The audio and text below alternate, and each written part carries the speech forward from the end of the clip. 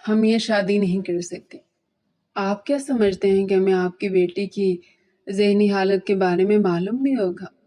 بہت افسوس ہے کہ آپ لوگوں نے ہمیں دھوکہ دیا۔ ہمیں یقین نہیں آتا کہ آپ جیسے لوگ اس طرح دوسروں کے سر پر اپنی ذہنی بیمار بیٹی بھی تھوپ سکتے ہیں۔ وہ کانچ کی گڑیا جس کی شادی تھی، اس نے اپنے کانوں سے اپنی ذات کے بارے میں الفاظ سنے تھے اور ایک دم سے جیسے پتھر ہو گئی تھی۔ کیا کہہ رہی ہیں آپ صالحہ بیگم؟ ایسا کچھ بھی نہیں ہے، میری بیٹی بالکل ٹھیک ہے، اسے کوئی بیماری نہیں ہے۔ کلثوم صاحبہ نے اپنے دونوں ہاتھ جوڑ کر صالحہ بیگم سے روتے ہوئے التجاء کی تھی۔ خدا کا واسطہ ایسا مت کرے، میری بیٹی پر داغ لگ جائے گا۔ اتنے مہمان آ گئے اور اب آپ کہہ رہی ہیں کہ آپ یہ شادی توڑ رہی ہیں۔ انہوں نے احتجاج کیا تھا۔ نذیر صاحب نے بھی افسوس سے اپنی بیٹی کی طرف دیکھا تھا۔ فرقان صاحب، یہ کیا ہو رہا ہے؟ آپ عین شادی کے وقت یہ کہہ کر بارات واپس نہیں لے جا سکتے کہ میری بیٹی بیمار ہے۔ وہ بیمار نہیں ہے، بالکل ٹھیک ہے۔ نذیر صاحب نے بھی فرقان صاحب کے سامنے ہاتھ جوڑے تھے۔ بس بہت ہو گیا آپ لوگوں کا ڈرامہ، ہم مزید یہاں ڈرامہ برداشت نہیں کرنے آئے ہیں۔ آپ کی بیٹی ذہنی مریض ہے، اس نے 3 بار خودکشی کی کوشش کی ہے۔ اس سے زیادہ اس کے بیمار ہونے کی اور کیا دلیل ہوگی؟ اور آپ میرے حسین خوبرو امریکہ پلٹ بیٹے کے لیے اپنی یہ عیبوں سے بھری بیٹی دے رہے تھے۔ بہتر تو یہی ہے کہ ہم بارات لے کر واپس چلے جائیں اور آپ لوگوں کے سامنے کوئی اور بہانہ بنا کر اسے کسی کے ساتھ بیاہ دے، کیونکہ اب ہم تو آنکھوں دیکھی مکھی نہیں نکل سکتے۔ آپ لوگوں نے ہمارے ساتھ دھوکہ کیا اور دھوکے کی کوئی معافی نہیں ہے۔ چلو بیٹا، صالحہ بیگم نے اپنے بیٹے رامز سے کہا تھا اور اس کا ہاتھ تھام کر وہاں سے چل پڑی تھی۔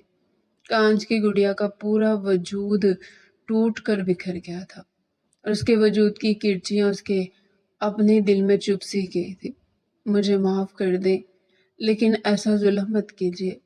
کلثوم بیگم نے آخری وقت تک ان سب کی منتیں کی تھی اور رو پڑی تھی۔ ہمیں معاف کر دیں آپ، صالحہ بیگم نے پلٹ کر ان کے سامنے ہاتھ جوڑے تھے۔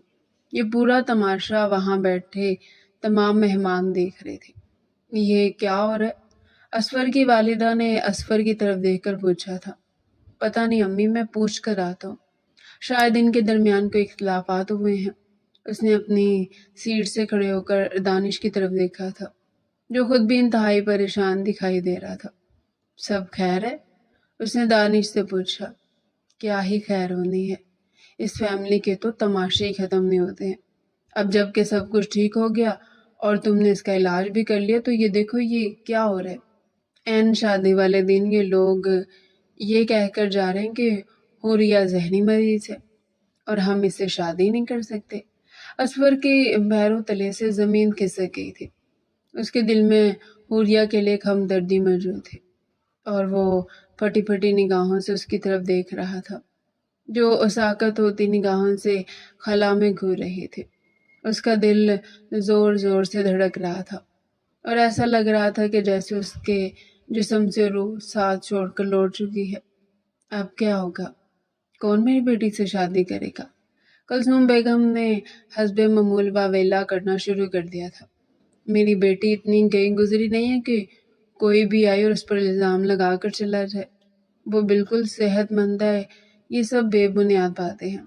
نذیر صاحب نے مہمانوں کے سامنے اونچی آواز میں کہا تھا کہ ان کی بیٹی پر کوئی داغ نہ لگ سکے، لیکن کیا ایسا کرنے سے داغ نہ لگا تھا، بلکہ داغ لگ چکا تھا۔ مہمانوں نے ایک دوسرے کی طرف دیکھ کر باتیں کرنا شروع کر دی تھے۔ ضرور ان کی بیٹی میں ہی کوئی مسئلہ ہے، تبھی تو اتنا بڑا پڑھا لکھا لڑکا واپس لوٹ گیا۔ بھلا ایسے کون واپس لوٹتا ہے؟ حوریہ نے پھٹی پھٹی نگاہوں سے مہمانوں کی اونچی آواز میں کی گئی بات کو غور سے سنا تھا۔ اب کون کرے گا میری بیٹی سے شادی؟ اس کی زندگی برباد ہو کر رہ گئی ہے۔ کلثوم بیگم نے وہیں اپنے ہاتھوں میں اپنا چہرہ چھپا لیا تھا اور زور زور سے رونے لگی تھی۔ حوریہ کی حالت ایسے ہو رہی تھی جیسے کاٹو تو بدن میں لہو نہیں۔ اس کا دل ایک بار شدت سے چاہا تھا کہ وہ ہمیشہ ہمیشہ کے لیے دنیا ہی چھوڑ دے، لیکن موت بھی جیسے اس سے روٹ سی گئی تھی۔ اب کیا ہوگا؟ کلثوم بیگم بار بار ایک ہی بات کہے جا رہی تھی۔ نائلہ بیگم نے آگے بڑھ کر انہیں تسلی دی تھی، حوصلہ رکھیے، کوئی بات نہیں، حوریہ کا نصیب یہاں نہیں لکھا ہوگا تو پھر کیسا ہے؟ میری بیٹی کا نصیب اتنا بدبخت کیوں ہے اس کا نصیب؟ انہوں نے اپنے سر پر ہاتھ مارتے ہوئے روتی ہوئی حوریہ کو دیکھ کر کہا تھا۔ اس پورے عرصے میں پہلی بار حوریہ کی آنکھوں سے آنسو بہہ نکلے تھے اور اس نے کرب سے آنکھیں میچ کر اپنے دکھ کا اظہار کیا تھا۔ کون اس کا ہاتھ تھامے گا؟ اب کون اسے اپنی زندگی میں شامل کرے گا؟ ان لوگوں نے تو میری بیٹی کو بدنام کر کے رکھ دیا ہے۔ کلثوم بیگم کے آنسو رکنے کا نام ہی نہیں لے رہے تھے۔ میں کروں گا حوریہ سے شادی۔ آواز کی سمت میں سب نے پلٹ کر دیکھا تھا اور سب سے پہلے جس کے ہوش اڑے تھے وہ حوریہ ہی تھی۔ وہ ایک دم سے اپنی جگہ سے کھڑی ہو گئی۔ میں کسی سے شادی نہیں کرنا چاہتی، اس نے رخ پھیر لیا اور آنسوؤں کو بہنے دیا۔ لیکن میں بھرے مجمع کے سامنے آپ کا ہاتھ تھامنا چاہتا ہوں۔ حوریہ کا دل زور زور سے دھڑک رہا تھا۔ وہ کیا کرے کیا نہ کرے اسے سمجھ نہیں آ رہا تھا۔ کیا تم سچ میں میری بیٹی کا ہاتھ تھامو گے؟ کلثوم بیگم نے آگے بڑھ کر حوریہ کو اپنی زندگی میں شامل کرنے والے شخص کی طرف دیکھا تھا۔ ہاں بالکل، میں حوریہ سے شادی کروں گا۔ حوریہ مجھے اپنے تمام ماضی، حال اور مستقبل کے ساتھ قبول ہے۔ کلثوم بیگم نے ایک دم سے رونا بھول کر اس شخص کی طرف دیکھا تھا۔ کیا تم سچ کہہ رہی ہو؟ وہ شخص مسکرایا۔ ہاں بالکل، اور حوریہ اس بات کو اچھی طرح جانتی ہے کہ میں سچ کہتا ہوں، سچ کے سوا کچھ بھی نہیں کہتا۔ حوریہ نے پلٹ کر ششدر نگاہوں سے اس کی طرف دیکھا تھا اور جیسے دنیا مافیا سے بے خبر ہو گئی تھی۔ چند ہفتے پہلے حوریہ اس وقت حویلی کی سیڑھیوں پر اداس بیٹھی اپنی گہری سوچوں میں گم تھی۔ تبھی اسے دروازے پر دستک محسوس ہوئی۔ اس نے سر اٹھا کر حویلی کے اندر موجود لوگوں کو دیکھا تھا جو باتوں میں مصروف تھے۔ وہ مرے مرے قدموں سے اٹھی اور جا کر اس نے دروازہ کھول دیا۔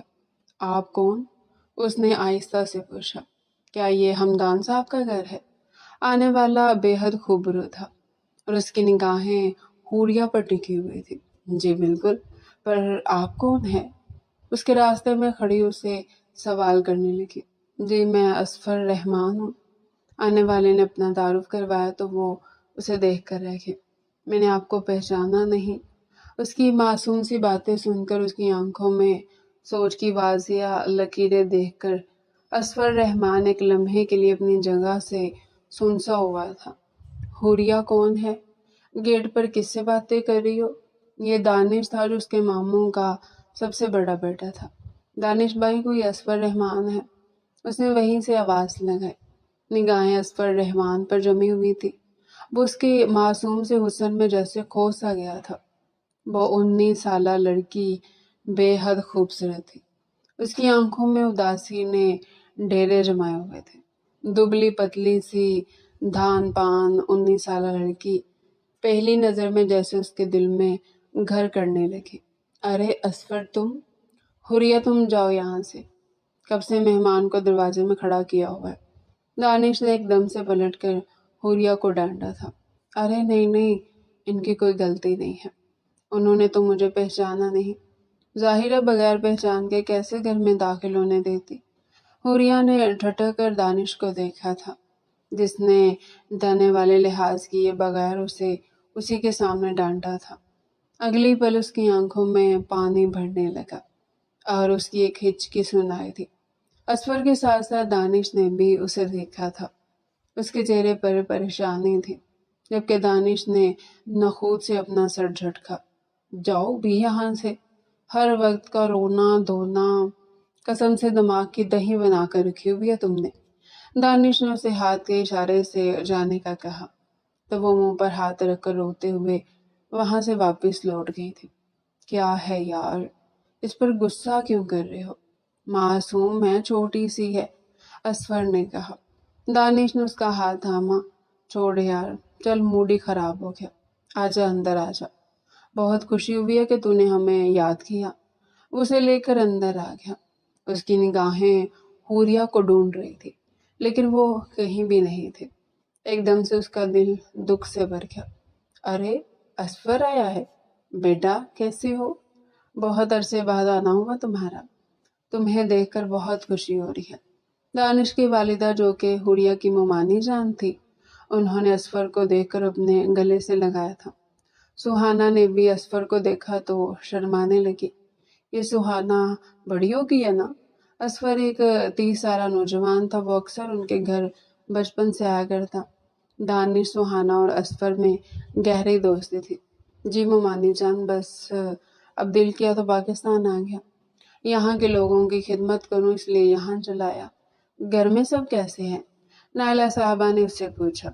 الحمدللہ سب ٹھیک ہے۔ میں نے سوچا دانش کو سرپرائز دوں، لیکن شاید اسے پہلے سے میرے آنے کے بارے میں علم بھی تھا۔ وہ دھیرے سے ہنسنے لگا۔ سہانا نے یہ منظر اپنے دل میں قید کر لیا تھا۔ وہ بچپن سے اس کی محبت میں مبتلا تھی۔ السلام علیکم۔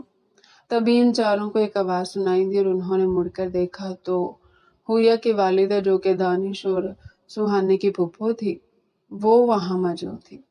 انہوں نے اسفر کو دیکھ کر پہچان لیا تھا۔ آنٹی آپ یہاں، کیسی ہیں آپ؟ اسفر نے انہیں مسکرا کر جواب دیا۔ کیوں، میں یہاں اپنے والد صاحب کے گھر میں نہیں ہو سکتی؟ اسفر کا یہ لہجہ نہ جانے کیوں انہیں طنزیہ لگا تھا، جبکہ ان کی بات پر اسفر حیران ہوا تھا۔ بیٹا تم چھوڑ دو، نائلہ صاحبہ نے اسے آنکھوں ہی آنکھوں میں اشارہ کیا۔ دانش، اسے تم اپنے کمرے میں لے جاؤ یا مہمان خانے میں بٹھاؤ، کھانا پانی پوچھو، اتنے عرصے بعد آیا ہے۔ نائلہ صاحبہ کا بس نہیں چل رہا تھا کہ وہ اسے وہاں سے غائب کر دے۔ انہوں نے اپنی نند کلثوم صاحبہ کو دیکھا تھا جو خونخوار نگاہوں سے اسفر کی طرف دیکھ رہی تھی۔ اسفر نے ان کی یہ کڑوی باتیں سنی تو ایک دم سے چپ ہو کر رہ گیا۔ عجیب ہے، بھلا ہر ایرا گیرا آ کر مجھے کہے گا کہ میں یہاں کیوں موجود ہوں؟ ارے میں اپنے باپ کے گھر میں نہیں بیٹھ سکتی ہوں؟ ہاں، کسی کا دیا کھاتی ہوں جو سب سوال کرنے آ جاتے ہیں۔ میں اپنے باپ کا کھاتی ہوں۔ اب یہ سب کچھ میرے باپ کی کمائی ہے، کسی کو کوئی حق نہیں ہے کہ مجھے یہاں آنے کا تانا دے۔ وہ وہیں بیٹھ چکی تھی۔ سہانا نے وہاں سے جانے میں ہی عافیت جانی۔ حوریہ نے اپنے کمرے سے اپنی والدہ کی اونچی آواز سنی تھی اور اس نے اپنا سر پکڑ لیا تھا۔ وہ صبح سے یاد کرنے کی کوشش کر رہی تھی۔ کل کالج میں اس کا پہلا پیپر تھا اور اسے یاد نہیں ہو رہا تھا۔ کل رات کو پھر اس کی امی نے اس کے والد صاحب سے جھگڑا کر کے یہاں پناہ لے لی تھی، اور یہ تو اس کی زندگی کا نہ جانے کون سا واقعہ تھا۔ اب تو اسے گنتی بھی یاد نہیں تھی۔ اس نے کرب سے اپنی آنکھیں مینچ لی تھی۔ امی آپ کیا کرتی ہیں؟ ہر دوسرے شخص کے سامنے شروع ہو جاتی ہیں۔ اس نے اپنے آنسوؤں کو صاف کیا تھا۔ حوریہ تو یہاں نہیں آنا چاہتی تھی، جانتی تھی کہ یہاں آنے کے بعد اسے کتنی مشکلات کا سامنا کرنا پڑتا ہے۔ لوگوں کی عجیب نظریں اسے خود کے اندر تک اترتی ہوئی محسوس ہوتی ہیں، لیکن اس کی والدہ شاید اس بات کو سمجھنے کے لیے ہرگز بھی تیار نہیں تھی۔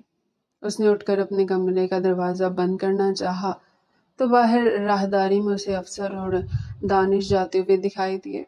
اسی لمحے اسفر کی نظر حوریہ پر اٹھی تھی۔ اس نے نگاہیں جھکائی تھی۔ ایک بار پھر سے دانش کا اسے اسفر کے سامنے بے عزت کرنا یاد آیا تھا۔ اس نے فوراً سے اپنا دروازہ بند کیا تھا اور بیڈ پر بیٹھ کر گھٹنوں میں سر دیے رونے لگی تھی۔ شاید میری زندگی میں رونا ہی لکھا ہے اور میں اپنی موت کے آخری دم تک رونا ہی روتی رہوں گی، اس نے بے اختیار سوچا۔ اب باہر پھر جنگ شروع ہو چکی تھی۔ نائلہ صاحبہ کی برداشت کی حد جواب دیکھی تھی۔ پہلے تو وہ چپ چاپ کلثوم صاحبہ کا آنا برداشت کر لیتی تھی، لیکن اب ان دونوں کی گمسان کی جنگ ہوتی تھی اور اس جنگ میں حوریہ پس کر رہ جاتی تھی۔ کیا مسئلہ ہے تم دونوں؟ چپ کرو گے یا تم دونوں کو اس گھر سے نکال دوں؟ یہ نانی کا بہت پرانا ڈائلاگ تھا جو حوریہ کو یاد ہو چکا تھا۔ کم از کم اس بوڑھی ماں کو تو سکون دو تم دونوں، انہوں نے اپنی بہو اور بیٹی دونوں کی طرف دیکھ کر کہا تھا۔ میری زندگی تو آپ نے برباد کر ہی دی، اب کیا فائدہ ہے آخر میں؟ کلثوم بیگم نے اپنے آنسوؤں کا سہارا لیا تھا اور پاؤں پٹکتے ہوئے واپس اپنے کمرے میں جا چکی۔ ہر بار کی طرح حوریہ کو پتا تھا کہ اس بار بھی وہ صرف 2-3 دن ہی اپنی والدہ کے گھر رکیں گے اور اس کے بعد اسے دوبارہ اپنے گھر واپس لوٹ کر جانا پڑے گا۔ چلو یہاں سے، ہم نہیں رکیں گے۔ نائلہ کی کینچی کی طرح چلتی ہوئی زبان ہمیں کہیں کا نہیں رہنے دے گی۔ تھوڑی ہی دیر بعد حوریہ کے کمرے کے دروازے پر دستک ہوئی۔ اسے اچھی طرح معلوم تھا کہ یہ اس کی والدہ ہی ہوں گی جو اب اسے گھر چلنے کا کہیں گی۔ اسے رونا آنے لگا۔ ابھی 5 منٹ ہی گزرے تھے کہ اس نے یاد کرنا شروع کیا تھا۔ اس کی زندگی اعضاء بن کر رہ گئی تھی۔ بچپن سے وہ یہی دیکھتی چلی آ رہی تھی۔ اس کے والدین کے جھگڑے ختم ہونے کا نام ہی نہیں لیتے تھے اور اس نے ان جنگوں کو اپنی زندگی سے نکالنے کی بے حد کوشش کی تھی۔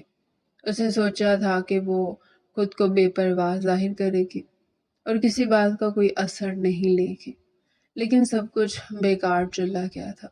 اور امی مجھے تھوڑا یاد تو کرنے دے۔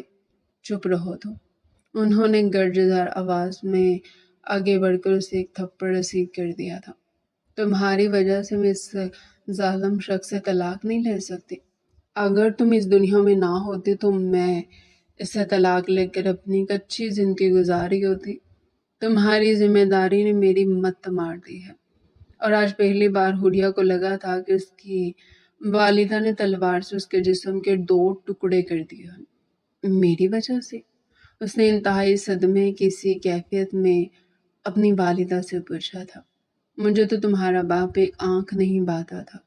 شروع سے ہی میں نے منع کیا تھا کہ میں اس سے شادی نہیں کروں گی، لیکن تمہارے نانا نانی نے مجھے اس سے جوڑ دیا اور تم پیدا بھی ہوگی۔ میں تمہیں پیدا بھی نہیں کرنا چاہتی تھی کیونکہ میرا اس شخص سے دل لگا ہی نہیں تھا، اور اب دیکھو تم پیدا ہو کر پورے 19 برس کی ہو چکی ہو۔ ابھی تک میرا یہی حال ہے، ایک ہفتے لڑ کر یہاں ہوتی ہوں تو ایک ہفتے لڑ کر وہاں۔ اب تو تمہارا باپ ہاتھ اٹھانے سے بھی دریغ نہیں کرتا۔ ایسے میں میرا دل چاہتا ہے کہ میں خود بھی مر جاؤں اور تمہیں بھی مار دوں۔ انہوں نے انتہائی زہر آلود لہجے میں اپنی اکلوتی اولاد سے کہا تھا۔ وہ انہیں دیکھ کر رہ گئی۔ اس نے کچھ بھی نہ کہا۔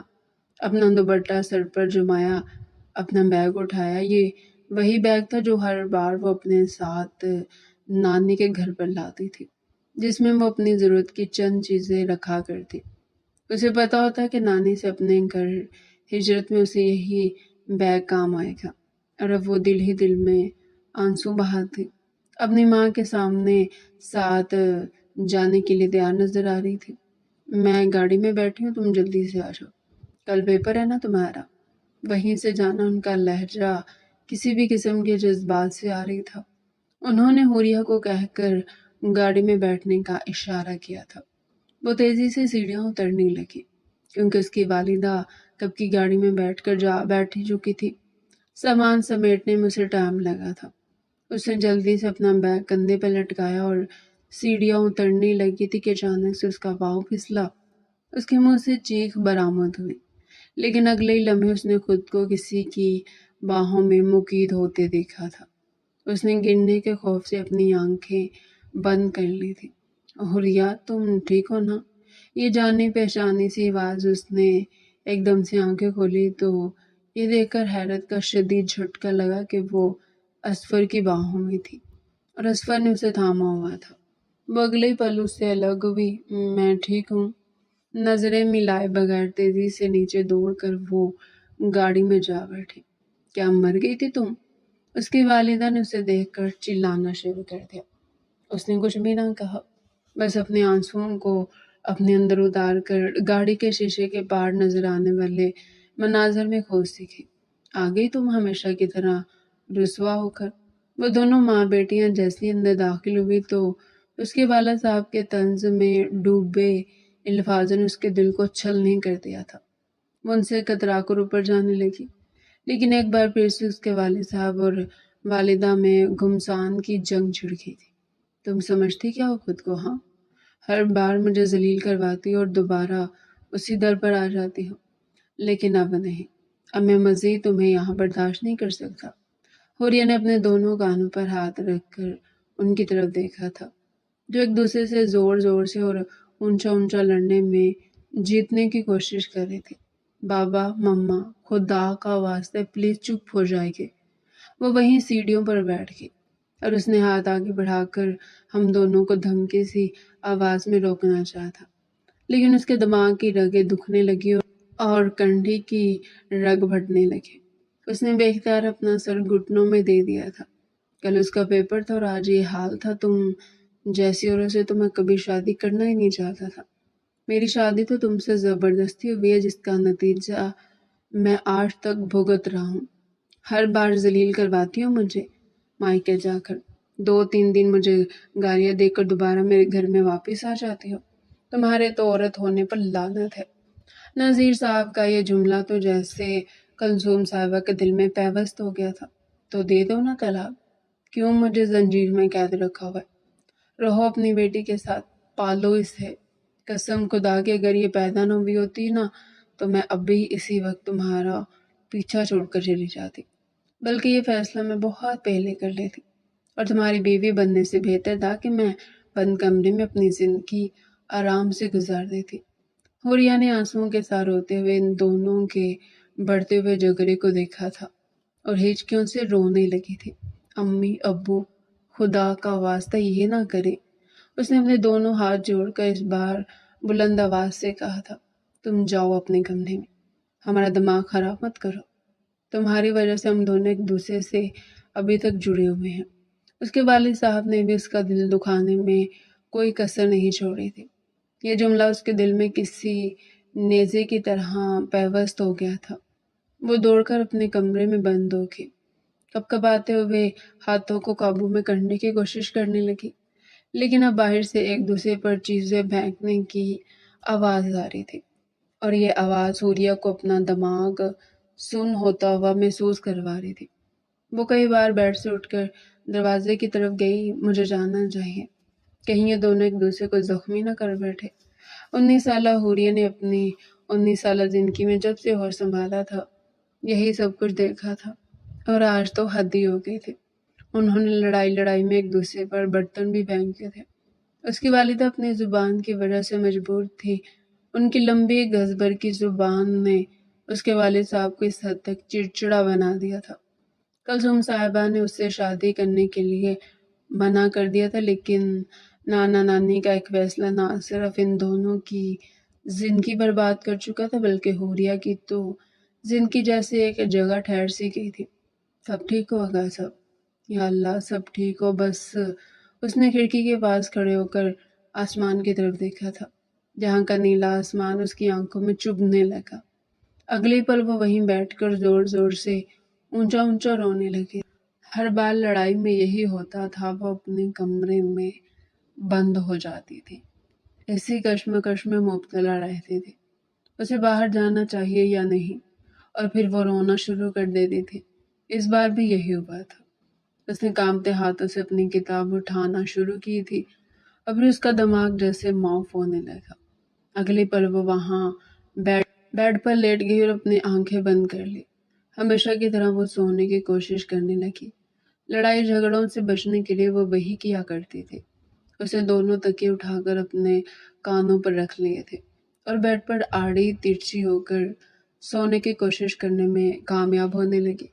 تھوڑی دیر میں وہ سو چکی تھی۔ شاید اس کے نزدیک سونا ہی اس چیز کا حل تھا، لیکن وہ نہیں جانتی تھی کہ اس کا ذہن اب کام کرنا چھوڑ چکا ہے اور وہ ڈپریشن کی مریضہ بن چکی ہے۔ زندگی کے 19 سال یہ سب کچھ برداشت کرنے کے بعد بھی اگر کوئی زندہ ہے تو پھر یہ حوریہ کی بہادری کی مثال تھی۔ اگلے دن الارم سے وہ اٹھی تھی۔ اس کا کالج کا پہلا پیپر تھا اور اس نے کوئی تیاری نہیں کی تھی۔ اس کے والدین کا جھگڑا ختم ہوتا تو وہ کوئی تیاری کرتی نا۔ یا میرے اللہ، آپ ہی میری مدد کیجیے۔ آج اس کے ہاتھوں میں کپکپاہٹ واضح طور پر نمایاں تھی۔ وہ بار بار خود کو گہرے گہرے سانس لے کر ٹھیک کرنے کی کوشش کرتی۔ وہ کل دوپہر کو نانی کے گھر سے واپس آ چکی تھی، لیکن اس نے سارا دن سونے میں گزار دیا تھا اور کچھ کھایا بھی نہیں تھا۔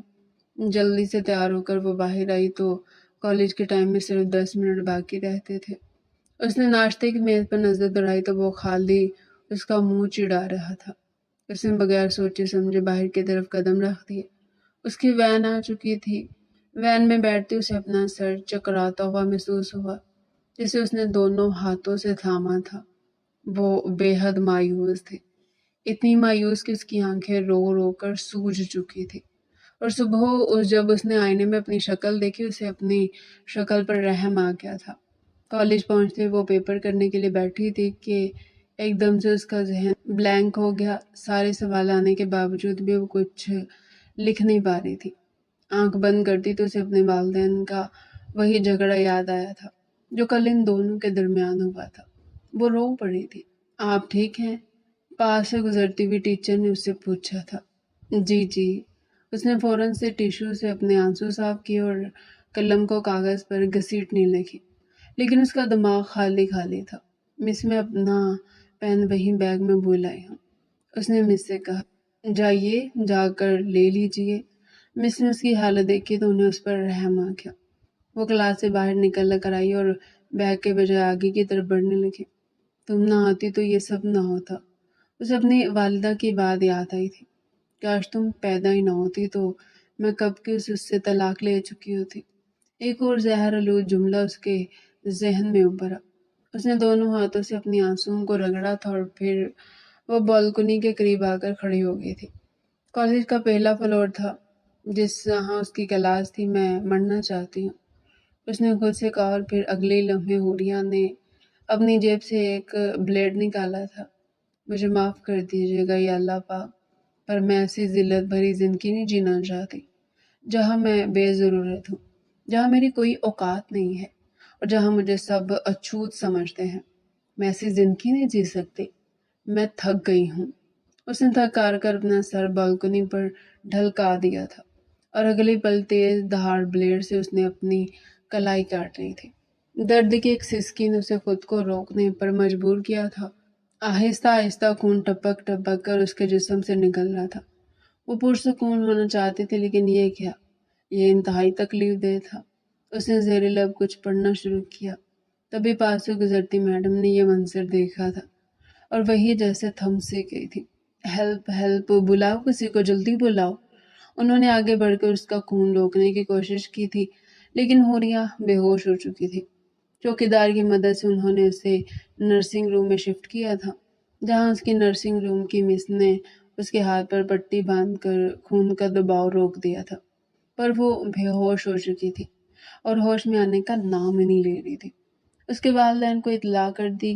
پرنسپل نے دوسری ٹیچر سے پوچھا، جی ان کی والدہ فون نہیں اٹھا رہی تھی اور والد صاحب آفس میں تھے۔ وہ گھبرا سے تھے۔ تبھی ایک شخص دوڑتا ہوا وہاں داخل ہوا۔ وہ کوئی اور نہیں بلکہ دانش تھا۔ کہاں ہے حوریہ؟ اس کا دماغ جیسے سن ہونے لگا۔ یہ رہی، اور آج انہوں نے جو کچھ کیا ہے نا، انہوں نے کالج کی ناک کٹوا دی ہے۔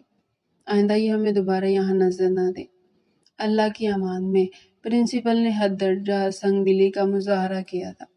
لیکن ایسا کیسے ہوا؟ دانش نے اسے سہارا دے کر کھڑا کیا۔ وہ ابھی تک بے ہوش تھی۔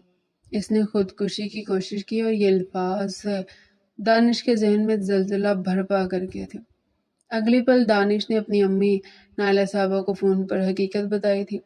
گاڑی میں بیٹھ کر گاڑی سٹارٹ کرتے ہوئے اس نے دوسرا فون اسفر رحمان کو کھڑکایا تھا۔ ہیلو، کون بول رہا ہے؟ وہ گہری نیند میں ڈوبا ہوا تھا۔ صبح کے 9 بج رہے تھے۔ یار جلدی سے ہمارے گھر پہنچو، ایک ایمرجنسی ہے، یہ کہہ کر دانش نے فون بند کر دیا تھا۔ اسفر نے ناسمجھی سے فون کی طرف دیکھا۔ یہ بھلا کیا بات ہوئی؟ صبح کے 9 بجے بلا رہا ہے۔ اس نے فوراً سے اپنے بیڈ سے چھلانگ لگائی۔ آج تو اس کی کلینک کا پہلا دن ہونے والا تھا، لیکن اگر جگری دوست بلا رہا تھا تو جانے میں کیا حرج ہے؟ پر اس کا ذہن بے پناہ اندیشوں اور وسوسوں کا شکار تھا۔ جلدی سے منہ ہاتھ دھونے کے بعد تیار ہوتے ہوئے اس نے اپنی گلی سے چند قدم دور گلی میں بڑی سی راہداری والی حویلی میں قدم رکھا تھا، جہاں سب کے چہرے لٹکے ہوئے تھے، اور کلثوم بیگم تو باقاعدہ اپنے سینے پر ہاتھ مار کر رو رہی تھی۔ کیا ہوا ہے؟ سب ٹھیک ہے نا؟ اس کے قدم وہیں جم سے تھے۔ اسے ایسے لگ رہا تھا جیسے کوئی مر گیا ہو۔ اس نے اندر پہنچ کر دانش کی طرف دیکھا تھا۔ تم نے اتنا ارجنٹ فون کیا، میں ڈر گیا۔ سب ٹھیک تو ہے نا؟ اور پھر اس کی نظر سامنے بیٹھی حوریہ کی طرف گئی تھی، جس کے ہاتھ پر پٹی بندھی ہوئی تھی اور وہ کافی حد تک زرد رنگت لیے سر جھکائے ہوئے تھی۔ ہونا کہ اس محترمہ نے خودکشی کی کوشش کی ہے، وہ بھی کالج میں، سب کے سامنے۔ اب ان محترمہ کے کیا ہی کہنے، انہوں نے ہمیں کسی کے منہ دکھانے کے لائق ہی نہیں چھوڑا ہے۔ اسور نے پھٹی پھٹی نگاہوں سے حوریہ پر اپنی نظر جما لی تھی اور سماعت سے دانش کا جملہ سن رہا تھا۔ حوریہ تو ایسا لگ رہا تھا جیسے اس دنیا میں موجود ہی نہیں ہے۔ یہ لڑکی، یہ اتنی چھوٹی لڑکی، یہ بھی کبھی خودکشی کے بارے میں سوچ سکتی ہے؟ اس کے دل نے بے اختیار کہا، تمہیں اس لیے بلایا کہ اسے سمجھاؤ اور اس سے فرسٹ ایڈ دے دو۔ خون بہت بہہ چکا، تم بتاؤ کرنا کیا ہے؟ اسور نے فوراً سے حوریہ کا ہاتھ تھاما تھا۔ گرم لمس کا احساس ہوتی حوریہ نے فوراً سے اپنا ہاتھ پیچھے کر لیا اور نگاہیں اٹھا کر اسور کی طرف دیکھا تھا۔ مجھے معاف دے، مجھے جینا ہی نہیں ہے۔ اس کا جملہ سن کر وہاں کھڑے تمام لوگوں کو سانپ سونگھ گیا تھا۔ زندگی جب تک لکھی ہے جینا ہی پڑتا ہے، حرام موت کو گلے لگانے سے بہتر انسان اپنی زندگی کو بہتر کرنے کی طرف توجہ دے۔ اسور نے مسکراتے ہوئے اس کا چہرہ تھپتھپا کر اس سے کہا تھا، خیر ابھی یہ باتیں معنی نہیں رکھتی کہ کسی نے کیا کیا ہے، تم یہ بتاؤ تم نے کھانا کھایا؟ اسور نے اس کی پٹی کھولی تھی، جس سے خون تو رک گیا تھا لیکن اس کی دھڑکنیں آہستہ سے چل رہی تھی۔ اسے فوراً سے اسپتال لے جانا ہوگا، مجھے لگ رہا کہ یہ کولیپس کر جائے گی، اس کے بعد ہی میں کچھ کر پاؤں گا۔ میں ایک ماہر نفسیات ہوں، میں اسی کے حوالے سے علاج کرتا ہوں، تو میں یہی مشورہ دوں گا کہ فی الحال اسپتال لے جانا ہوگا۔ یہ ہوش و حواس میں ہے، اس لیے بہانہ بنا دینا کہ حادثے میں ہاتھ کٹ گیا ہے، لیکن فرسٹ ایڈ تو دے دی ہے، مکمل علاج ضروری ہے نا؟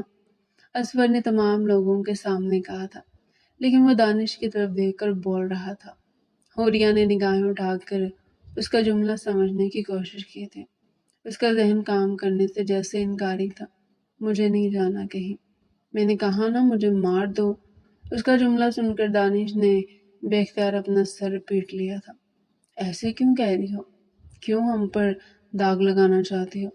کلثوم بیگم نے اس کے بال اپنی مٹھی میں جکڑ کر اسے دھکا سا دیا تھا۔ یہ آپ کیا کر رہی ہیں؟ وہ ذہنی بیمار ہے، آپ اسے مار رہی ہیں۔ اسور نے اپنے غصے کو روکے بغیر کلثوم بیگم کی طرف دیکھ کر کہا، تو اور کیا کروں؟ ایسی اولاد سے تو بہتر ہے کہ اولاد ہی نہ ہو۔ یہ جملہ ایک بار پھر سے حوریہ نے اپنے دل میں پیوست ہوتے دیکھا تھا۔ میں ٹھیک ہوں، مجھے اکیلا چھوڑ دیں، مجھے کہیں نہیں جانا، حوریہ نے مضبوط لہجے میں کہا تو نائلہ بیگم نے سر جھٹک کر وہاں سے جانے میں عافیت سمجھی تھی، کیونکہ وہ اس فیملی کے روز روز کے ڈرامے سے تنگ آئی تھی۔ کلثوم بیگم کو اسور نے وہاں سے جانے کا کہا تھا۔ آپ یہ سب کیوں کر رہی ہیں؟ کیا آپ کو نہیں پتا کہ اس سے آپ کی فیملی کو کتنی تکلیف ہو رہی ہے؟ حوریہ نے پھیکی ہنسی ہنستے ہوئے اس کی طرف دیکھا تھا۔ شاید آپ میری فیملی کو جانتے ہی نہیں ہیں۔ اس نے پہلی بار پورے ہوش و حواس میں اس پر سے یہ جملہ کہا تھا۔ تو آپ بتائیں نا، کیسی ہے آپ کی فیملی؟ آپ کیوں پوچھنا چاہتے ہیں؟ آپ میرے کچھ بھی نہیں لگتے جو میں آپ کو آپ کے پرسنل معاملات بتاؤں۔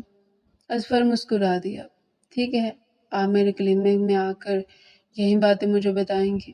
وہ کیسے؟ وہ حیران ہوئی۔ وہ ایسے کیونکہ دانش نے مجھے آپ کا ماہر نفسیات پوائنٹ کر لیا ہے، وہ آپ کا علاج کروانا چاہتا ہے۔ میں پاگل نہیں ہوں، نہ ہی ذہنی مریض ہوں۔ حوریہ نے آنکھیں نکال کر اسے گھورا تھا۔ اسور نے پہلی بار اس 19 سالہ لڑکی کو غصے کو محسوس کیا تھا۔ اور رہی بات میرے علاج کی، تو مجھے کسی سے علاج نہیں کروانا، اگر کسی سے کرواؤں گی بھی تو آپ وہ پہلے شخص نہیں ہوں گے۔ حوریہ نے اٹھ کر وہاں سے جانا چاہا، تبھی اسے اچانک سے چکر سے محسوس ہوئے تھے۔ اتنی ضد اچھی نہیں ہوتی۔ اس نے سینے پر بازو لپیٹ کر حوریہ کی طرف دیکھا۔ میں آپ سے یہاں ڈسکشن لینے کے لیے نہیں بیٹھی ہوں کہ مجھے کیا کرنا چاہیے اور کیا نہیں۔ یہ میری زندگی ہے، اسے میں جس طریقے سے بھی گزاروں، آپ کو اس سے کوئی مطلب نہیں ہونا چاہیے۔ حوریہ نے قدرے دھیمے لیکن دو ٹوک الفاظ میں سے یہ باور کروا دیا تھا کہ وہ اس سے کوئی بات نہیں کرنا چاہتی۔ ٹھیک ہے، جیسے آپ کی مرضی۔ وہ کندھے اچکا کر کمرے سے نکل گیا۔ حوریہ وہیں بیٹھی اسے دیکھتی رہی۔ اب کیا سب مجھے ذہنی مریضہ سمجھیں گے؟ جبکہ میں نے تو زندگی کا خاتمہ کرنا چاہا تھا۔ جیسے مجھے ذلت کے سوا کچھ بھی نہیں دیا۔ وہ پہلی بار پھوٹ پھوٹ کر رو پڑی تھی۔ یہ دیکھو، یہ تمہارا لیٹر آ گیا ہے، سب کچھ بیکار ہو گیا۔ میں نے تمہاری اتنی فیسیں اس لیے بھری تھی کہ ایک دن تمہارے کالج سے یہ لیٹر مجھے ملے۔ تحفے کے طور پر اس کے والد صاحب نے اس کے کمرے میں آ کر غصے سے وہ لیٹر اس کے منہ پر دے مارا تھا۔ کیا لکھا ہے وہ لفافہ چاک کر کے پڑھنے لگے تو پتہ چلا کہ کالج نے اسے نکال دیا ہے۔ یہ کہہ کر کے وہ جب تک اپنے دماغ کا علاج نہیں کروائے گی شہر کا کوئی بھی کالج داخلہ نہیں دے گا۔ یہ پڑھتے اس کی آنکھوں میں موٹے موٹے آنسو امڑ پڑے تھے۔ اب رونے سے کیا فائدہ؟ بولو، اگر اس دن تم اپنے مقصد میں کامیاب ہو جاتی تو جو ذلت اور رسوائی ہماری زندگی میں لکھی تھی تم اس کا تصور بھی نہیں کر سکتی۔ نذیر صاحب نے اسے ہمدردی کرنے کے بجائے اسے بری طرح لڑاڑا تھا۔ تو پھر ایک کام کریں، مجھے خود اپنے ہاتھوں سے ہی مار دیں۔ یہ نیک کام آپ خود اپنے ہاتھوں سے کر لیں۔ وہ پھٹ پڑی تھی۔ چٹاخ! نذیر صاحب کا ہاتھ اٹھا تھا اور حوریہ کے چہرے پر اپنا نشان چھوڑ گیا تھا۔ کون ہوں میں؟ یہ کبھی آپ دونوں نے سوچنے کی کوشش ہی نہیں کی۔ مجھے ذہنی مریضہ بنانے میں آپ دونوں کا ہی ہاتھ ہے۔ اگر مجھے کچھ ہوتا ہے تو اس کے پیچھے آپ دونوں ہی پس پردہ ہوں گے۔ وہ بھاگ کر اپنے کمرے میں بند ہو گئی تھی۔ آج میں اپنی بیکار زندگی کا خاتمہ کر کے رہوں گی۔ اس نے الماری سے وہ ڈبیاں نکالی تھی جو اس نے اپنی کزن سے منگوائی تھی۔ اس کی وہ کزن 6 سال کی تھی۔ اس نے الماری سے وہ ڈبی نکال کر اسی لاتعداد گولیاں اپنے ہاتھوں میں رکھی تھی اور پھر پانی کے گلاس کے ساتھ اس نے بہت سی گولیاں پھانک لی تھی۔ دروازہ کھولو، حوریہ، دروازہ کھولو۔ دیکھو، کچھ بھی ایسا مت کرنا، تم ہماری اولاد ہو۔ تمہیں تکلیف میں دے کر ہمیں تکلیف ہوتی ہے۔ حوریہ نے کرب سے مسکراتے ہوئے دروازے کے پار دیکھا تھا۔ آپ لوگوں کو میری کسی بات سے کوئی تکلیف نہیں ہوتی ہے۔ میں ایک ایسا وجود ہوں جسے اس دنیا میں آنا ہی نہیں چاہیے تھا۔ میں بیکار ہوں، اس لیے اب میری پرواہ کرنا چھوڑ دیں اور میرے جنازے کا انتظام کریں۔ آخری جملہ اس نے قدرے آہستہ کہا تھا۔ دروازے پر بار بار دستک ہوتی چلی جا رہی تھی، لیکن وہ ہوش و حواس سے بیگانہ بیڈ پر اونتے منہ لیٹ چکی تھی۔ الوداع اماں، الوداع ابا، شاید میرے جانے کے بعد آپ لوگوں کو سکون مل جائے۔ شاید آپ اپنی زندگی سے یہ سبق سیکھ لیں کہ جو ہوتا ہے اس پر شکر کرنا چاہیے اور جو نہیں اس کا ملال نہیں ہونا چاہیے۔ آپ دونوں نے اپنی زندگی کو ملال کے ساتھ گزارا اور یہ ملال میری رگوں میں داخل ہو گیا۔ میں آپ دونوں کو معاف کرتی ہوں، لیکن میں خود کو شاید نہیں کر سکی۔ اس کی آنکھوں پر بھاری بوجھ آنے لگا۔ اس کا دم گھٹنے لگا۔ اسے ایسا لگ رہا تھا کہ جیسے کوئی اس کے دل کو اپنے ہاتھوں میں لے کر مسل رہا ہے۔ اس نے گہرے گہرے سانس لینے کی کوشش کی۔ دوائیاں خون میں مل کر اب اثر دکھا رہی تھی۔ بند ہوتی آنکھوں نے بمشکل کھولنے کی کوشش کی تھی۔ میں مرنا نہیں چاہتی تھی، لیکن زمانے نے مجھے مار دیا ہے۔ اس کی آنکھوں سے آنسو نکل کر اس کے گالوں کو بھگو رہے تھے۔ دانش بیٹا، تمہارا وہ دوست ہے نا، اس سے کہو اس کا علاج کرے۔ حوریہ کا ہم پریشان ہو گئے ہیں۔ آج بھی اس نے دروازہ بند کر دیا ہے۔ دانش نے یہ سنتے ہی ناگواری سے فون بند کر دیا تھا، لیکن فون بند کرنے سے پہلے اس نے اسفر کو حوریہ کے گھر کا پتہ دے دیا تھا۔ یار جاؤ، انہیں تم لوگوں کی ضرورت ہے، ان لوگوں کو تمہاری ضرورت ہے۔ اب تم دونوں آپس میں دیکھ لینا۔ میں بیزار ہو گیا ہوں۔ میں پیمبر نہیں بننا چاہتا، دونوں کے درمیان پیمبر نہیں بننا چاہتا۔ امید ہے تم میری بات سمجھ گئے ہوگے۔ دانش کی لاپرواہی دیکھ کر اسفر کو افسوس ہوا۔ تمہاری کزن اتنا کڑوا کیسے بول لیتے ہو؟ کزن ہے، یہی تو سب سے بڑا دکھ ہے۔ دانش کی بات سن کر اسفر نے دکھ سے اسے دیکھا۔ پھر اگلی پل اپنے کلینک سے نکلنے سے پہلے اس نے حوریہ کے گھر کا رخ کر لیا تھا۔ کلثوم بیگم جیسے اسی کے انتظار میں حوریہ دروازہ نہیں کھول رہی۔ تو ماہر نفسیات ہونا کچھ ایسا کہو کہ جیسے وہ دروازہ کھول دے۔ کلثوم بیگم نے شاید اسے کوئی جادوگر سمجھ لیا تھا، جو جادو کے وہ 2 بول بولتا تو دروازہ کھل جاتا۔ آپ ابھی تک انتظار کر رہے ہیں دروازہ کھلنے کا؟ آپ کو معلوم ہے اس نے خودکشی کی کوشش کی تھی۔ اگر اس نے دوبارہ کوشش کی ہوگی تو مجھے یہاں آنے میں آدھا گھنٹہ لگ چکا تھا۔ وہ کب سے بند ہے؟ اس نے دروازہ توڑنے کی کوشش کی تھی، کیونکہ حوریہ کی کوئی آواز نہیں آ رہی تھی، نہ وہ کوئی جواب دے رہی تھی۔ نذیر صاحب کے ساتھ مل کر اس نے دروازے کا ہینڈل توڑ دیا تھا۔ دروازہ جیسے ہی کھلا تو وہ بیڈ پر اوندے منہ گری ہوئی تھی، زمین پر گولیاں جا بجا بکھری ہوئی تھی، اور اس نے اپنی زندگی کو ایک بار پھر سے ختم کرنے کی کوشش کی تھی۔ ایمرجنسی اسپتال لے جانا پڑے گا، اس کا معدہ واش ہوگا، اب بس یہ دعا کریں کہ زیادہ دیر نہ ہوئی ہو۔ اسفر نے آگے بڑھ کر حوریہ کو اپنی گود میں اٹھایا تھا اور گاڑی میں ڈال کر اسے اسپتال پہنچایا تھا، جہاں اسفر کے جاننے والے نے بغیر کسی کیس کے اس کا معدہ واش کر دیا تھا۔ وہ ہوش میں نہیں تھی، لیکن قدرے بہتر حالت میں تھی۔ 2 بار خودکشی کی کوشش کرنا یہ کوئی عام بات نہیں ہے۔ وہ ذہنی بیمار ہے، لیکن اس کے پیچھے کوئی وجہ تو ہوگی۔ اسفر نے دونوں کی طرف دیکھ کر سوال کیا تھا۔ ان کے چہرے جھک گئے تھے۔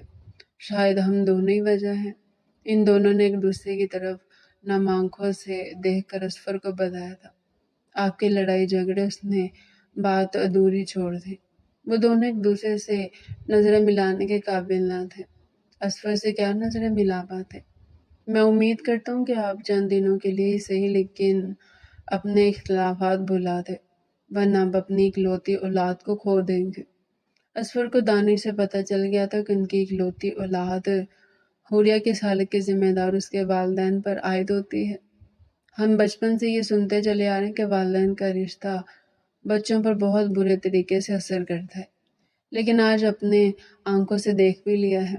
میں اس کا علاج کرنے سے پہلے ان کے والدین سے درخواست کرتا ہوں کہ زندگی تو گزر چکی ہے، اگر ایک دوسرے کے ساتھ ڈھنگ سے نہیں گزار سکتے تو عزت سے علیحدہ ہو جائیں۔ روز روز کے جھگڑے کرنے سے بہتر ہے انسان ایک بار ہی کڑوا گھونٹ پی لے۔ ایک بار کے کڑوے گھونٹ کا اثر بچوں پر ہوتا ہے، لیکن وہ بار بار گھونٹ پینے سے بہتر ہوتا ہے۔ ان کی نگاہیں مزید جھک گئی تھی، اور وہ دونوں زندگی میں پہلی بار ایک دوسرے کے سامنے خاموش بیٹھے، الزامات کی بوچھاڑ کیے بغیر اپنے اپنے گریبان میں جھانک کر اپنا قصور تلاش کر رہے تھے۔ حوریہ کو ہوش آ چکا تھا، اور یہ پہلا موقع تھا جب کلثوم بیگم اور نذیر صاحب نے اس پر کوئی تنقید نہیں کی تھی، بلکہ ان دونوں نے آگے بڑھ کر اسے اپنے سینے سے لگا لیا تھا۔ میں جان گئی ہوں کہ تم یہ سب کچھ کیوں کر رہی ہو، کیونکہ ہم دونوں نے مل کر تمہیں احساس دلایا کہ تم غیر ضروری ہو۔ حوریہ نے کچھ بھی نہ کہا تھا، بس چپ اوڑھ لی تھی۔ اسفر نے انہیں اشارے سے منع کیا تھا کہ وہ مزید اس بارے میں بات نہ کرے اور اسے گھر لے جائیں۔ اس کا مکمل خیال رکھے۔ 2 دن بعد اسفر کے کلینک پر کلثوم بیگم اسے لے کر آئی تھی۔ میں نے آپ سے کہا نا میں ٹھیک ہوں، مجھے نہیں کروانا اپنا علاج۔ حوریہ کی آواز سن کر وہ اپنے روم سے باہر آیا تھا۔ مس حوریہ، میں آپ سے پرسنل بات کرنا چاہتا ہوں، کیا آپ میرے کیبن میں آئیں گی؟ حوریہ نے نگاہیں اٹھا کر اسفر کی طرف دیکھا تھا۔ وہ منع کرنا چاہتی تھی، لیکن اس کی آنکھوں میں کچھ ایسا تھا کہ وہ اس کے پوچھے جائے بغیر نہ رہ سکی۔ بیٹھیے، تشریف رکھیے، کیسی ہیں آپ؟ زندگی کیسی چل رہی ہے؟ اسفر نے پھر سوچ نگاہوں سے اسے دیکھتے ہوئے جملے کا انتخاب کیا تھا۔ میری زندگی آپ کے سامنے ہے، کچھ بھی چھپا ہوا نہیں ہے۔ وہ نگاہیں جھکائے ہوئے تھی، اسفر کی طرف دیکھ کر نہ جانے کیوں اس کا دل دھڑکنے لگتا تھا۔ اب تو وہ ایک کھلی کتاب کی مانند اس کے سامنے تھی۔ دیکھیے، زندگی ختم کرنا کوئی مسئلہ کا حل نہیں ہوتا، اسے آپ مزید لوگوں کی نظروں میں گر جاتی ہیں، اور پھر سب آپ کو آپ کے حال پر چھوڑ کر اپنی زندگی میں مصروف ہو جائیں گے۔ اس زندگی کا نہ سوچے، یہ زندگی تو گزر ہی جاتی ہے۔ اگر آپ کو اپنی زندگی بیکار لگتی ہے تو پودوں کو پالیں، اپنے پاس کوئی پیڑ رکھ لیں، اپنی ساری فیلنگز ایک کاغذ پر لکھ کر اسے جلا دیں۔ یہ کیتھارسس ہوتا ہے، اسے آپ کا سارا غصہ ہوا بن کر نکل جائے گا۔ اور جن لوگوں سے آپ کو شکایت ہے نا، ان سے ایک بار بیٹھ کر باتیں کریں، انہیں بتائیں کہ آپ کو کیا برا لگتا ہے، کیا اچھا لگتا ہے، پھر میں آپ سے اگلے سیشن میں ملاقات کروں گا۔ حوریہ اسے انتہائی میٹھا بولتے ہوئے سن رہی تھی۔ ایسے کیسے سیشن ختم ہو گیا؟ اس نے دل ہی دل میں سوچا۔ ابھی تو اس نے اسفر کے چہرے کی طرف دیکھنا شروع کیا تھا، اور اتنی جلدی سب ٹھیک ہو گیا۔ اس کے دل میں ایک عجیب سا خالی پن تھا، دل جیسے بغاوت پر اتر آیا تھا۔ پہلی بار جب اس نے اسفر کو دیکھا تھا تو اس کے دل نے ایک بیٹ مس کرتی تھی۔ اور پھر دوسری بار جب وہ نانی کے گھر پر اس سے ملنے آیا تھا تب بھی اس نے اپنی فیلنگز کو چھپانے کی کوشش کی تھی کہ دل ایک بار پھر سے لہک لہک کر اس کے حاصل ہونے کی ضد کر رہا تھا۔ اور اب وہ اس کے سامنے کلینک میں بیٹھی ہوئی تھی، وہ بول رہا تھا اور وہ اس کے سحر میں گرفتار ہو رہی تھی۔ یہ مجھے کیا ہو رہا ہے؟ میرا دل کسی کی محبت میں کیسے مبتلا ہو سکتا ہے؟ اب اس کے پاس اپنے والدین کے جھگڑوں کے علاوہ بھی سوچنے کی وجہ سامنے آ گئی تھی۔ اس دن نذیر احمد اور کلثوم بیگم نے اس کی برتھ ڈے منائی تھی۔ ایک ہفتے سے گھر میں شانتی تھی۔ حوریہ نے روتے ہوئے ان دونوں کو گلے سے لگا لیا تھا۔ میں آپ کے ساتھ ایک اچھی زندگی گزارنا چاہتی ہوں۔ اگر آپ دونوں اپنے اختلافات بلا کر میرے لیے جینا شروع کر دیں تو میں آپ دونوں کے پاؤں دھو دھو کر پیتی رہوں گی۔ میں ساری ماضی کی تلخیوں کو بھول جاؤں گی۔ لیکن ماں بابا، آپ لوگ ٹھیک ہو جائیے پلیز۔ وہ رو پڑی تھی اور اس کے رونے نے اس کے والدین کو بھی رلا دیا تھا۔ یا اللہ، ہمیں معاف کر دے کہ ہم تیرے بندے ہو کر اتنے نافرمان کیوں ہیں۔ ہم نے تیری ناشکری کی اور اپنی اکلوتی اولاد کو اس حال میں پہنچا دیا کہ سب اسے ذہنی مریض کہہ رہے ہیں۔ نائلہ بیگم کی زبانوں نے پورے خاندان میں یہ عام کر دیا تھا کہ حوریہ نے 2 بار خودکشی کی کوشش کی ہے اور وہ ذہنی مریض بن چکی ہے۔ حالانکہ اسے ایک سیشن سے ہی فرق پڑا تھا اور اس پر کی باتوں نے اس کے دل میں گھر کر لیا تھا۔ آج اس کا دوسرا سیشن تھا۔ وہ اسور کے سامنے بیٹھی انگلیاں مروڑ رہی تھی۔ کتنا فرق پڑا آپ کو کہ آپ کے دل کا بوجھ ہلکا ہوا؟ میری بتائی ہوئی باتوں پر عمل کیا؟ حوریہ پہلی بار مسکرائی تھی۔ میں نے اپنے کمرے میں 2 پودے رکھے ہوئے ہیں، روز صبح انہیں بڑھتے ہوئے دیکھ کر بہت خوشی ہوتی ہے۔ اور ہاں، ایک بلی کی فرمائش بھی اپنی امی سے کرتی ہے، انہوں نے مجھے برتھ ڈے پر گفٹ کرنے کا کہا ہے۔ وہ جوش سے اسے بتانے لگی تو وہ مسکرا دیا۔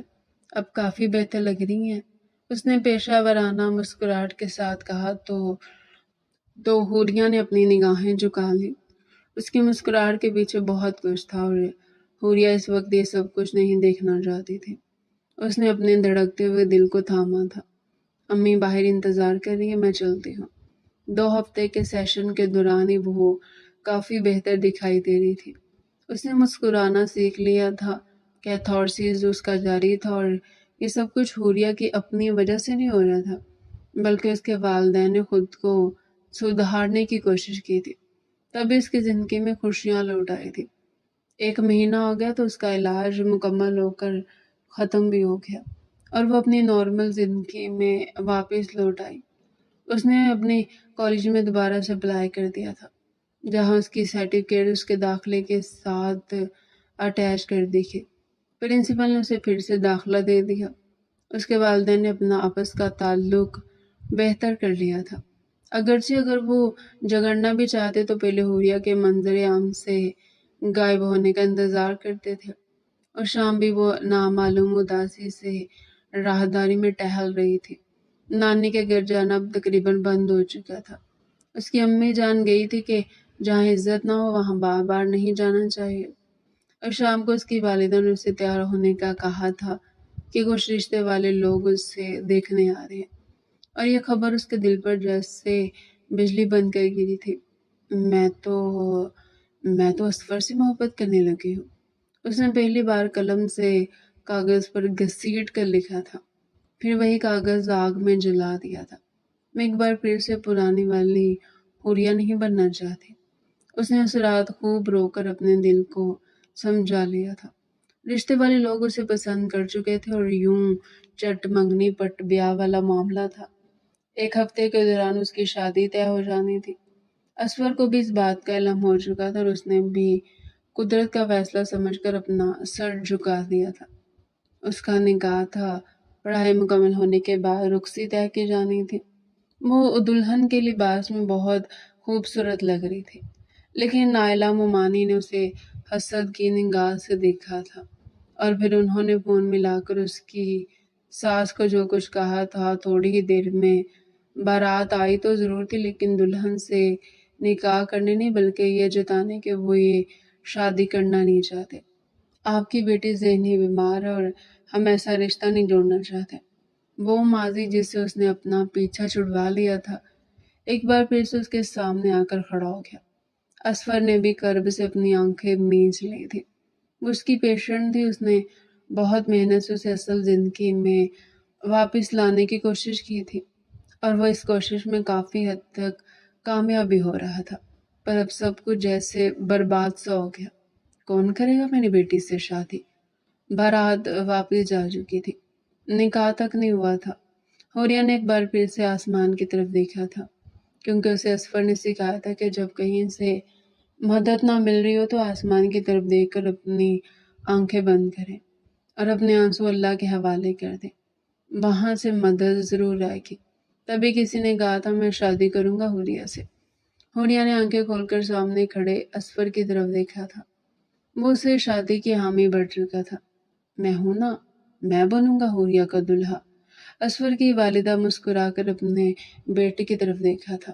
وہ جان گئی تھی کہ ان کے بیٹے کی اداسی کی وجہ صرف اور صرف حوریہ ہے، اور آج قدرت نے ان کے بیٹے کی جولی میں اس کی محبت خوبصورتی سے ڈال دی تھی۔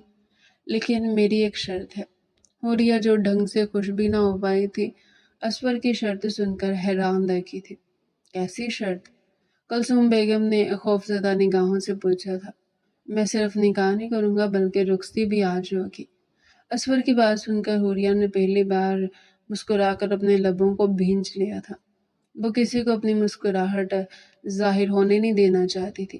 منظور ہے بیٹا، اس کے والدین نے حامی بھر لی تھی۔ ایک بار پھر سے حوریہ کو گھونگھٹ اڑا دیا گیا تھا اور یوں اسفر اور حوریہ کا نکاح طے ہو گیا تھا۔ جلدی سے جاؤ، گھر پر ڈیکوریشن کرنے والوں کو کہو گھر پر پھولوں سے سجاوٹ کر دے۔ تب تک بیٹا تم اسفر کے ساتھ گاڑی میں تھوڑی لانگ ڈرائیو کر لو تاکہ تمہاری سیج تیار ہو جائے۔ اس کی ساس ایک انتہائی جولی انسان تھی جس نے ذرا برابر بھی اپنی بویں نہیں چڑھائی تھی۔ البتہ نائلہ مومانی نے اپنی حرکتوں سے اپنی بیٹی کے لیے اتنا اچھا رشتہ بھی کھو دیا تھا، اور اب افسوس کے سوا ان کے ہاتھ میں کچھ نہیں بچا تھا، کیونکہ حوریہ کا رشتہ انہوں نے خود اپنے ہاتھوں سے تڑوا دیا تھا۔ میں خود ڈرائیو کر لوں گا۔ وہ حوریہ کا ہاتھ تھامے اسے گاڑی کے پاس لے آیا۔ حوریہ نے اب تک ایک لفظ نہیں کہا تھا، وہ بے حد خاموش تھی۔ اسفر نے ڈرائیور کو ہٹا کر خود ڈرائیونگ سیٹ سنبھال لی تھی۔ کہاں بیٹھ رہی ہیں آپ؟ آگے آئیے، آپ کا شوہر ہوں، شوفر تھوڑی نہ ہوں۔ اسفر کی بات کو اس کے دل کی دھڑکنیں بڑھتی ہوئی تھی۔ اس نے بے اختیار اپنے دل کو تھاما تھا۔ کیا ہوا؟ سب خیریت ہے نا؟ گاڑی انتہائی دلکش راستوں پر سفر کر رہی تھی۔ حوریہ نے کوئی جواب نہیں دیا تھا۔ یہ شادی تمہاری مرضی سے ہوئی ہے نا؟ اس نے نفی میں سر ہلایا اور پھر اس کی ہنسی۔ اسفر نے گہرا سانس لیا تھا۔ تم نے تو مجھے ڈرا ہی دیا۔ اسفر نے ہنستے ہوئے اپنا ہاتھ سینے پر رکھا تھا۔ جس دن تمہاری شادی کا کارڈ دیکھا تھا نا، اس دن پہلی بار ڈاکٹر اسفر رویا تھا۔ حوریہ نے تڑپ کر اسے دیکھا۔ آپ سچ مچ روئے تھے؟ تو کیا تمہیں میں مگرمچھ کے آنسو بہانے والا دکھتا ہوں؟ حوریہ نے اس کی بات سن کر اپنا نچلا ہونٹ دبایا اور مسکرا کر رکھی۔ تم خوش ہو نا؟ اس نے حوریہ کی طرف پلٹ کر دیکھا۔ میں خوش ہوں، لیکن آپ چھپے رستم نکلے۔ اگر آپ مجھ سے محبت کرتے تھے تو آپ نے مجھ سے یہ اظہار کیوں نہ کیا؟ اسفر نے حوریہ کی اس قدر بے تابی پر اسے پلٹ کر دیکھا تھا۔ اگر مجھے پتا ہوتا کہ حوریہ صاحبہ اتنی زیادہ رومانٹک ہے تو میں آخری سیشن کے وقت ہی گھٹنوں کے بل جھک کر تمہیں پرپوز کر دیا تھا۔ تو کیا تم شادی کے لیے تیار ہو جاتی؟ تو اور کیا، میں نے تو ضد کا بہت انتظار کیا۔ یقین مانیے منگنی والے دن میں رو پڑی تھی، پر آپ نے علاج کیا تھا، اس لیے آپ پر ہی مٹی ڈال دے۔ حوریہ کے آخری جملے پر اسفر نے کہکا لگایا تھا۔ تم بھی کسی چھپی رستم سے کم تو نہیں ہو حوریہ؟ اس کی بات سن کر شرمانے لگی۔ اس کی آنکھوں میں موجود جذبے اسے پلکیں جھکانے پر مجبور کر گئے تھے۔ بہت پیاری لگ رہی ہو، ویسے دیکھو میری محبت کا روپ تم پر ٹوٹ کر آیا ہے۔ گاڑی ایک جھٹکے سے اس نے ساحل سمندر کے کنارے روکی تھی۔ یہ آپ نے کیا کر دیا؟ میں اتنے بھاری لہنگے کے ساتھ کیسے چلوں گی؟ اسفر نے گاڑی سے اتر کر اس کی طرف کا دروازہ کھولا تھا۔ تو میڈم، آپ کو کس نے کہا کہ آپ چلیں؟ میں ہوں نا آپ کو اٹھانے کے لیے۔ حوریہ نے بے اختیار اپنا چہرہ اپنے ہاتھوں میں چھپا لیا تھا۔ سب لوگ دیکھ رہے ہیں، کون ہے یہاں پر؟ کوئی بھی نہیں۔ میں آپ کو ایسی جگہ لایا ہوں جہاں ہم دونوں کے سوا کوئی بھی نہیں ہے۔ اس کے کان کے قریب جھک کر سرگوشی کرنے لگا۔ مجھے ڈر لگ رہا ہے، یہاں بہت اندھیرا ہے۔ اس نے نگاہیں اٹھا کر سمندر کی لہروں کی طرف دیکھا تھا۔ اسے خوف سا محسوس ہوا تو وہ اس کے سینے سے جا لگی تھی۔ ایک خوبصورت مسکراہٹ نے اسور کے ہونٹوں کا احاطہ کیا تھا۔